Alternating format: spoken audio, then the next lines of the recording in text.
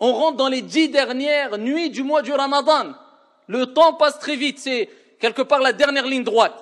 Donc là, ayyuhal ahbab, c'est ici un rappel pour toutes et tous, afin de nous rappeler que le temps passe très vite, mais on se rend compte que le temps passe très vite, particulièrement pendant le mois de Ramadan, parce qu'on est concentré ici à cette adoration qui est le jeûne, et on est concentré quant au fait de savoir quel jour on est.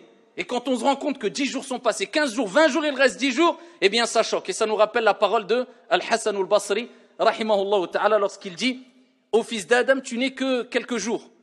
Toi, tu n'es que quelques jours. Moi, je suis que quelques jours. » Et chaque jour qui passe, eh bien, c'est une partie de toi qui est partie. Tu ne peux pas le rattraper. Hier, c'était hier. Aujourd'hui, c'est aujourd'hui. Demain, c'est demain. Hier, c'est passé. Tu ne peux pas le rattraper.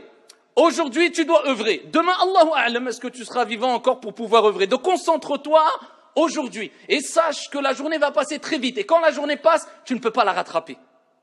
Et là, les jours qui sont passés de Ramadan, tu ne peux pas les rattraper. Peut-être c'était les premières journées de Ramadan dans ta vie. Peut-être Allah Jalla wa Ala aura décrété pour l'un d'entre nous la mort avant le prochain Ramadan. Tu ne peux plus les rattraper. Mais alhamdulillah, aujourd'hui, eh bien, tu entends ce rappel. Tu es conscient qu'il te reste quelques jours, pas n'importe quel jour. Les meilleures des nuits du mois du Ramadan. Ce n'est pas trop tard encore. Et ça, c'est un message particulièrement à ceux qui ont oublié qu'on doit agir avec istiqama. Ayyuhal akhyar, après la mort, la situation va être très difficile. Je pense que vous avez déjà assez entendu ces dernières années ce qui va se passer après la mort à travers les textes coraniques et les textes prophétiques. Ça va être quelque part, ici, le réveil. Et les gens pensent qu'ils sont réveillés maintenant. Mais le vrai réveil, c'est pas maintenant. Maintenant, on est quelque part endormi, surtout quand on fait partie des insouciants, que Dieu nous en préserve. Mais le vrai réveil, quand tu vas te réveiller, écoute bien, en sursaut, c'est quand Allah Jalla wa Ala va envoyer l'ange de la mort pour prendre ton âme. Et là, il y a unanimité sur cette question, que tu sois croyant ou non. Tu vas mourir, tu dois mourir, on doit tous mourir. Le prophète alayhi salatu wassalam lui-même est mort. Et Dieu a dit « Innaka mayyitun wa innahum mayyitun » Tu dois mourir, tu vas mourir. Et eux aussi, ils mourront. C'est ici une décision tranchée par Allah subhanahu wa ta'ala. Et le réveil sera pour certains, qu'Allah nous en préserve, violent. En tout cas, ça sera quelque chose de terrifiant, qu'on le veuille ou non. Ça sera quelque chose, un moment où les gens seront terrifiés. Et il n'y aura pas d'amis, il n'y aura pas de proches, il n'y aura pas possibilité d'avoir une lumière électrique pour t'éclairer. Non, on rentre dans un autre monde, tu es dans le barzakh, dans le monde intermédiaire entre la mort et le jour de la résurrection. Mais par contre, il y a une catégorie de personnes qui seront préservées. Allahumma ja'alna minhum. Ce sont celles et ceux qui ont agi avec droiture, constance, régularité. C'est pas ceux qui ont œuvré, qui ont abandonné. Et si aujourd'hui tu as abandonné, c'est pas trop tard, tu es encore vivant. Eh bien, relève-toi, retrousse tes manches, avance. La marchandise d'Allah, elle est chère. Le paradis est très cher. Ceux qui ont œuvré en restant sur le juste milieu al-wasatiyya, sans excès, sans laxisme, et ici de manière sereine et conformément. Allah Jalla wa Ala dit innal ladhina qalu rabbuna Allah. Al-kalam, ça ne suffit pas, la parole, ça ne suffit pas. Wallah, combien de gens ne parlent pas beaucoup, sont discrets, ne sont même pas responsables de telle association ou autre. Par contre, quand c'est l'heure de la prière, il est là pour faire la prière. Quand il vient, il peut venir à la mosquée, il est toujours là pour faire la prière à la mosquée. Quand il faut donner des aumônes, il donne des aumônes. Quand il faut aider son prochain, il aide son prochain. Quand il faut apprendre la science, il apprend la science. Quand il faut l'appliquer, il l'applique. Mais il est discret. Et d'autres, tu les vois sur la première ligne, de manière apparente, mais quand il se remet en question, je donne quoi comme aumône? Allahu a'lam. J'apprends vraiment la science? Allahu a'lam. J'applique? Allahu a'lam. Mes prières, ce qui est le plus important, je la fais conformément et j'essaie de la faire toujours en groupe quand Allah m'a donné la santé et la possibilité de me déplacer. Allahu a'lam. Est-ce que les deux sont comparables? Rien à voir. Al-kalam, ça suffit pas. L'apparence, ça ne suffit pas. Innal ladhina qalu rabbuna Allah thumma istaqamu. Ensuite, ils se sont tenus fermement sur la voie droite, sur la droiture, cette régularité constante. Pas aller trop vite, parce que la pratique de l'islam, c'est quelque part un marathon. Il faut partir au bon moment et surtout prendre le bon chemin. Combien de personnes vont vite, mais il s'est trompé de chemin. Prendre le bon chemin, rester sur la droiture, al-wasatiyya, et ici d'aller régulièrement, pas trop vite, sinon tu risquerais de t'essouffler. Et on prend juste simplement ce laps de temps du Ramadan. Combien se sont essoufflés? Au début à fond les 4 premiers jours et après, khalas, il n'y a plus de motivation. Après, il remonte un peu la pente les 10 derniers jours. Et c'est humain quelque part d'avoir ces moments de faiblesse. Mais là, Dieu te rappelle que innamal a'malu bil khawatim. Les actions ne valent que par leur fin. Et il nous le rappelle encore pendant Ramadan. Tout le Ramadan est important, mais les meilleures nuits sont où? Sont au début du Ramadan? Les plus importantes et les plus méritoires des nuits sont au milieu du Ramadan? Non, ils sont à la fin de Ramadan. Parce que les actions ne valent que par leur fin. Et Dieu te rappelle que c'est dans les derniers instants de ta vie que tu dois fournir le plus d'efforts. Mais on ne sait pas quand on va mourir. Donc fournis le maximum d'efforts. Et reste toujours sur tes gardes. Et comme dans Ramadan, tu fournis toujours des efforts. Mais là, il te prévient. C'est un cadeau divin. Il te prévient. Là, les meilleures nuits sont là. C'est à la fin de Ramadan. 10 dernières nuits. Donc, sois régulier et fais encore plus. Afin que tu fasses partie des gens qui sont sur la voie droite et qui restent réguliers et constants. Ceux dont Allah Azza wa Jalla a dit, ceux qui disent mon Seigneur est Allah, thumma istaqamu, et se sont tenus sur la voie droite, qu'est-ce qui leur arrivera après la mort? Au moment de la mort aussi, parce que les ulama ils ont dit c'est à deux moments. Au moment de la mort, parce que les anges viennent à ce moment-là, l'ange de la mort, les anges de la miséricorde, pour certains les anges du châtiment, tout se passe maintenant, au moment de l'agonie. Et après la mort aussi, au jour de la résurrection, dans ces deux moments, qu'est-ce qui se passera? Tatanazzalu alayhimul malaika alla takhafu wa la tahzanu wa abshiru bil jannati allati kuntum tu'adun. Nahnu awliya'ukum fil hayati ad-dunya. Allah Azza wa Jalla rappelle que les anges vont descendre. Et ils vont dire quoi les anges? Alla takhafu wa la tahzanu. Ne vous attristez pas, n'ayez pas peur. Voilà, là tu seras réconforté. Quand tu as des soucis, tu aimes bien être réconforté par l'être humain. Là tu es réconforté par les serviteurs de Dieu créés de lumière, al-malaïka, les anges. Là tu vas être bien. Allahumma ja'alna minhum. Les anges vont venir et ils vont dire n'aie pas peur. Ça y est, ils vont te rassurer, n'aie pas peur. Ne sois pas attristé. Wa abshir, wa abshiru, et reçois la bonne nouvelle. Quelle bonne nouvelle? Eh bien le paradis. Tu t'es préparé pour le paradis? Eh bien, voilà le paradis qui t'a été promis. On vient t'annoncer la bonne nouvelle, le paradis. C'est pas magnifique, mais pour qui? Ceux qui ont dit et qui ont appliqué. Mais ils sont restés sur quoi? Al-istiqama. Donc, rester sur la voie droite. Pendant, au milieu, après Ramadan. Et c'est pas simplement au milieu ou à la fin. Rester régulier. Et le mois du Ramadan, comme je ne cesse de le dire, c'est un mois d'éducation. Et le but, pour savoir s'il a été vraiment bénéfique le mois du Ramadan, comme il se doit, regarde si les bonnes habitudes que tu as réussi à reprendre pendant Ramadan, si minimes soient-elles, tu les as gardées après Ramadan. Je vais vous donner quelques pistes rapidement après, Inch'Allah ta'ala, des actes vraiment essentiels dans ta vie qui sont très faciles à dire et qui rapportent énormément et tu peux garder tout au long de l'année, Inch'Allah tabaraka wa ta'ala. Et méfiez-vous de al-kasal, la paresse. La paresse est de deux types, physique et intellectuel. Et des gens sont paresseux physiquement et intellectuels. Quand il faut aider physiquement, rien. Quand il faut travailler, walou. Pour dunya, walou. Pour l'akhira, walou. Et intellectuel. Pour apprendre la science, walou. Les sciences profanes, walou. Musiba, c'est une maladie malade. Et il faut se guérir. Quand on est touché par la paresse, c'est une maladie. Il ne faut pas prendre ça comme c'est une maladie. Voilà pourquoi le prophète lui-même, qui s'est dévoué corps et âme pour son Seigneur tout au long de sa vie, jusqu'à ce qu'il prie, jusqu'à ce que ses pieds se fondent. Alors que nous, il ne nous est pas demandé de faire cela. C'était le prophète de l'humanité. Eh bien, ici, le prophète alayhi salatu wassalam disait « Allahumma inni a'udhu bika min al-ajzi wal-kasal » Ya Allah, je cherche protection auprès de toi contre l'incapacité et la paresse. La paresse, c'est une maladie. Le prophète, vous imaginez, faisait dua. Ya Allah, je cherche refuge auprès de toi contre la paresse. Si tu es paresseux, c'est grave pour toi, ya Abdallah. Et particulièrement pendant les journées bénies où ça rapporte gros, il t'est demandé de faire un peu d'effort, tu ne fais rien du tout. C'est plus que grave, il faut vraiment te réveiller. Alors je dis des paroles qui secouent un peu, mais c'est pour votre bien et c'est pour mon bien et c'est un rappel qui me profite à moi. Le premier, c'est Ramadan. Qu'est-ce qui a changé en dehors de Ramadan et pendant Ramadan pour toi? Rien, il y a quelque part un petit problème. Essaye de faire de ta vie un changement pendant Ramadan, si minime soit-il. Je ne vous dis pas de prier de Al-Maghrib jusqu'à la prière du matin ou donner 1000 € par jour au fils Abilillah. Non, mais un petit changement. Au moins, ici, te ressaisir pendant le Ramadan pour les actes obligatoires, comme je vous avais dit dans le premier sermon de ce mois béni. Au moins, les actes obligatoires, reprends-les au mieux.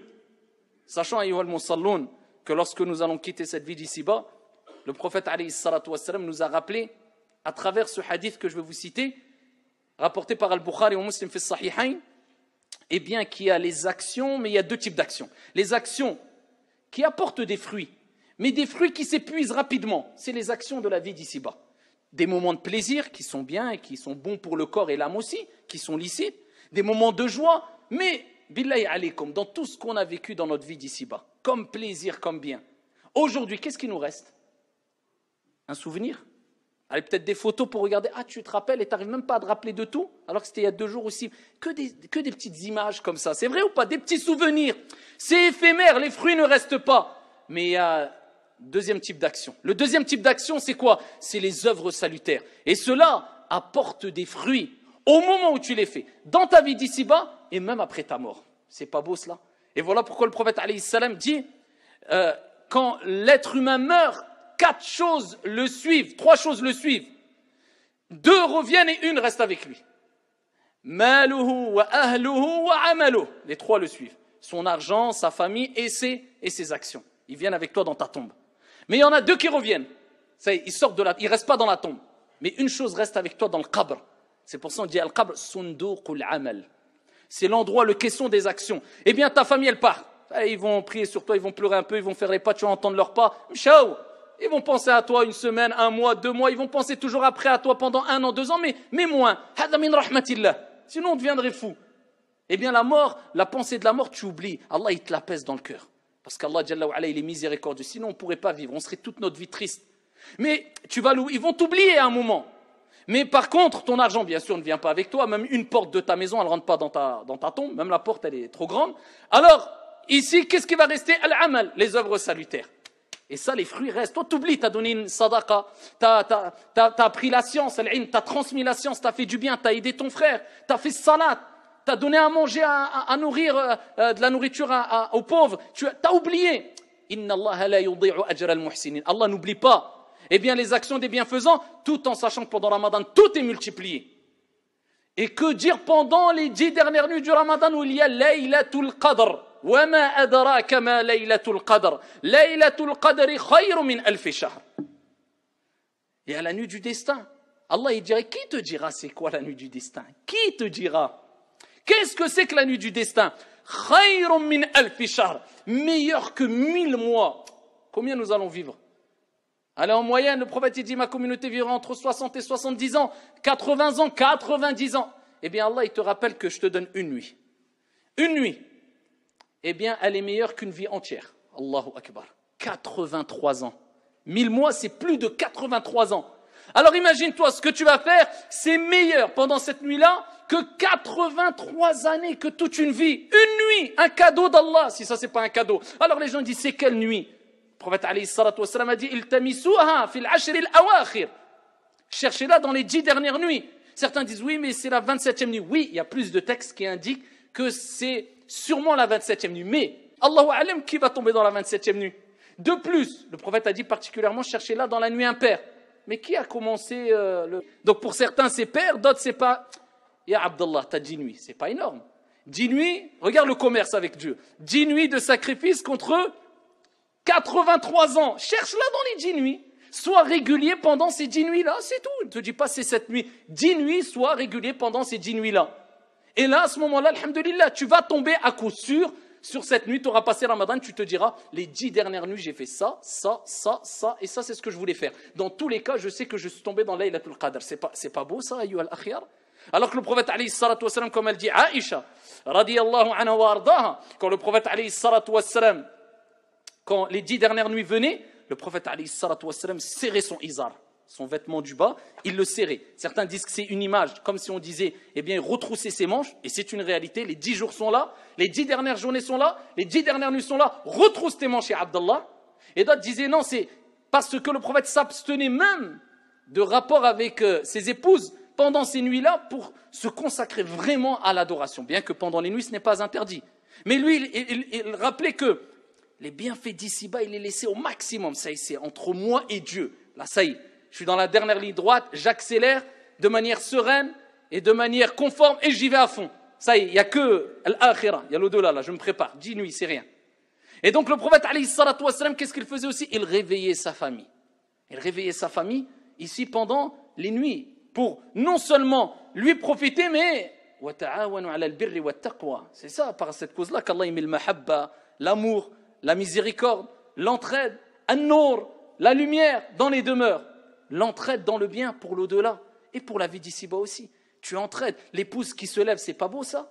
L'épouse qui se lève et qui lève son époux, réveille-toi, on fait 2 rak'at lillahi azza wa jal. Et c'est pour ça le prophète alayhi salatu wassalam a dit dans un hadith fi sahih qu'Allah fasse miséricorde à un homme qui s'est levé le matin et qui a réveillé, pendant la nuit, il a réveillé sa femme pour faire la prière de la nuit. Qu'Allah fasse miséricorde à une femme qui s'est levée la nuit, qui a réveillé son mari pour faire la prière de la nuit. C'est beau ça, c'est l'entraide. Machel Wahad, il est en train de réveiller son époux alors qu'il est 14h, tu vois, c'est bientôt le Maghreb. Oh, attends encore un peu. Regardez, il y a une différence entre là, c'est l'opposé. Là, on parle de la nuit. Et les gens, illa ma rahimallah, à 15h, ils se réveillent. Après, ils restent un peu actifs dans la journée pendant 4 heures. Après, il prend le hadith. Ah, le prophète, alayhi salatu wassalam, il a dit, il n'y a que les shayatines qui ne font pas de sieste dans la journée. Allez, une petite sieste. Et d'abord, encore ça pendant une petite heure. Qu'est-ce qui te reste de Ramadan? Comme un prédicateur turc, je crois, qui avait dit, celui qui passe ses journées de Ramadan en dormant, eh bien, qu'il attende de voir la récompense dans ses rêves. Et il a dit vrai. Sachant que c'est très difficile cette année, et c'est tout à votre honneur. Je parle de ceux qui travaillent. Des gens se lèvent à 7h du matin tous les matins. Et ils travaillent toute la journée. Et après, tu les vois à Tarawih le soir. Jazahumullahu khayra. Wallah, ils ont tout compris. C'est très difficile. Tarawih, c'est pas obligatoire, mais et avec ça, ils font des efforts. Et d'autres, wallah, ils font rien de leur journée. À peine il arrive à prendre son poids et le déplacer. Et il rate quoi? Salat al-Isha en groupe, alors que celui qui a prié Salat al-Isha en groupe, c'est comme s'il avait prié la moitié de la nuit. Il rate énorme. Et peut-être dans la journée, il fait quasiment rien. Donc, ayyuha al-akhyar, c'est le mois ici où les paresseux se réforment et vont de l'avant, surtout pendant les 10 dernières nuits de Ramadan. Alors, je vous donne déjà un premier cadeau qui a été donné par le prophète alayhi salatu wassalam. Pour celles et ceux qui désirent savoir qu'est-ce qu'il faut faire ou dire particulièrement pendant les 10 dernières nuits du mois du Ramadan. Très simple, le prophète alayhi salatu wassalam a répondu à l'interrogation de son épouse Aïcha radiyallahu anha wa ardaha lorsqu'elle l'a interrogé en lui demandant, Ya Rasulallah, ô messager d'Allah, si je tombe ici dans la nuit du destin, Laylatul Qadr, que dois-je faire, que dois-je dire? C'est-à-dire, si je reconnais, parce qu'il y a des signes, des critères qui nous permettent de savoir, et ce n'est pas donné à tout le monde de les voir, de savoir si on est dans la nuit du destin ou pas. Mais peu importe, toi, fais cela et applique cela les 10 dernières nuits. Qu'est-ce que je dois dire? Le prophète alayhi salatu wassalam lui a dit, regardez, une phrase simple, tellement que Dieu veut pour nous, eh bien, le bien, et veut nous faciliter de bénéficier d'une énorme récompense, c'est quelque chose de très simple à dire, et ça, c'est un cadeau qui a été donné par le prophète alayhi salatu wassalam à Aïcha. Et c'est une opportunité pour nous toutes et tous de bénéficier du pardon du miséricordieux. Il lui dit, dis Allahumma innaka afuwun tuhibbul afwa fa'fu anni. Apprends cette invocation. Toutes les 10 dernières nuits du Ramadan, dis cette invocation. Oh Allah, Allahumma al-asl, ici c'est Ya Allah, oh Allah, Allahumma innaka afuwun, tu es celui qui est pardonneur, le grand pardonneur, tu reconnais. Innaka afoun tuhibbul afwa, tu aimes pardonner. Allah. Fa'fu anni, pardonne-moi. Aussi simple que ça. En arabe ou en français, vu qu'elle est simple, tu peux la dire en arabe et tu as la compréhension en français. C'est mieux, sinon dis-la en français. Oh Allah, tu es le grand pardonneur. Tu aimes pardonner, pardonne-moi. Eh bien, répète cette invocation pendant les 10 dernières nuits de Ramadan. Tu as déjà gagné énorme. Tes péchés, incha'Allah, seront pardonnés. Allahumma innaka afoun tuhibbul afwa fa'fu anni. Et ça, c'est un cadeau qui doit être pris en considération par toutes et tous. Et pour terminer, je vous donnerai 2-3 conseils pour les dernières nuits et dernières journées de Ramadan.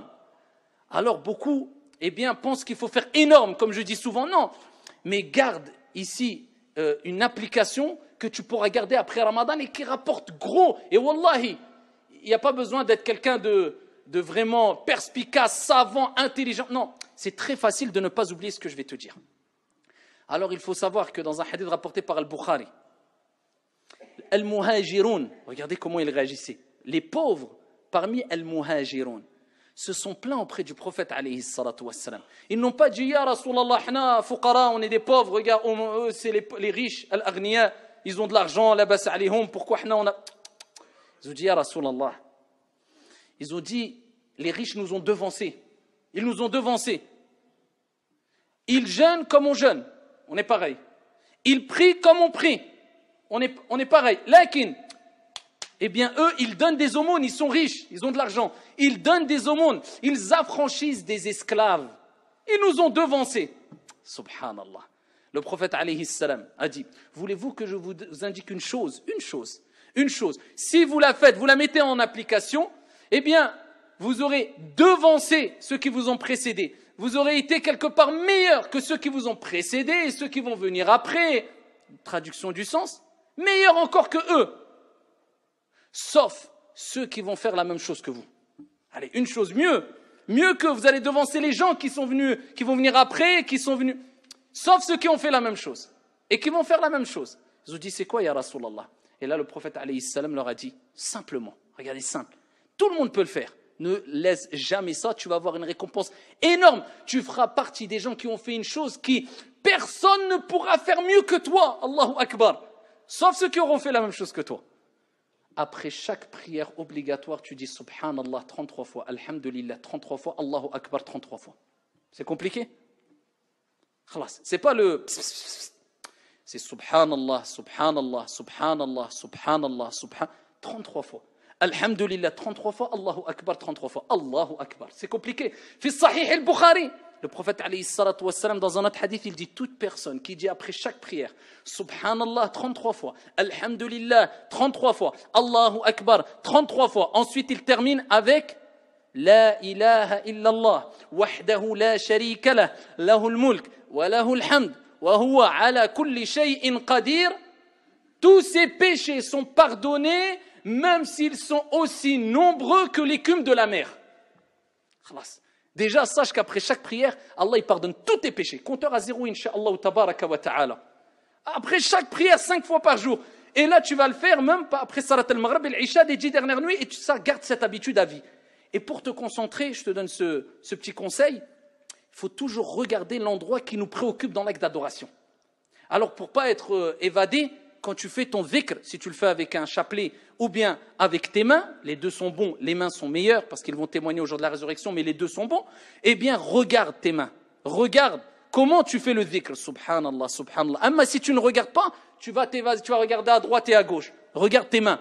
Et ça, garde ce conseil tout le temps pendant Ramadan et en dehors de Ramadan. Garde-le tout le temps, meurs avec. Wallah, sache psychologiquement, 5 fois par jour, Allah t'a pardonné tes péchés, même s'ils sont nombreux, aussi nombreux que l'écume de la mer. T'inquiète, t'as déjà gagné beaucoup, alhamdulillah. Deuxième des choses particulièrement, pendant les 10 dernières nuits, je terminerai avec ça, chaque nuit, essaye de faire au moins Salat al-Isha en groupe. Celui qui prie Salat al-Isha, fi jama'a en groupe. Certains savants disent c'est à la mosquée, d'autres ils ont dit ça en groupe. Mais on a des mosquées, walillahi alhamd, soyons reconnaissants, en groupe. Eh bien, Allah tabaraka wa ta'ala te comptabilise comme si tu avais prié la moitié de la nuit. Ici, la moitié de la nuit en prière. Et si tu as fait le Fajr en groupe, la nuit entière en prière, Qiyamul Layl. Et essaye de faire Qiyam al-Layl avec l'imam, celui qui prie avec l'imam, jusqu'à ce qu'il soit, il est terminé, c'est compter non seulement Qiyam al-Layl, et ses péchés sont pardonnés. Man qama Ramadan, imanan wa ihtisaba, ghufira lahu ma taqaddama min dhanbi. Celui qui prie la nuit de Ramadan, avec foi et poussé par sa foi, et en espérant la récompense d'Allah, tous ses péchés sont pardonnés. Essaie de faire tarawih les 10 dernières nuits.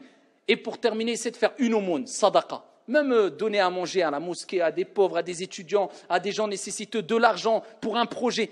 Toutes les nuits de Ramadan, même 10 euros, même 5 euros, 100 euros, mieux que 83 ans. Si tu maintiens déjà ça, tes prières et tes actes obligatoires à l'heure et comme il se doit, avec le dhikr qui te permet de purifier ton corps et ton âme de tous les péchés, avec la prière de la nuit, avec une aumône, c'est magnifique. Tu as déjà fait énorme. Donc essayez de maintenir cela.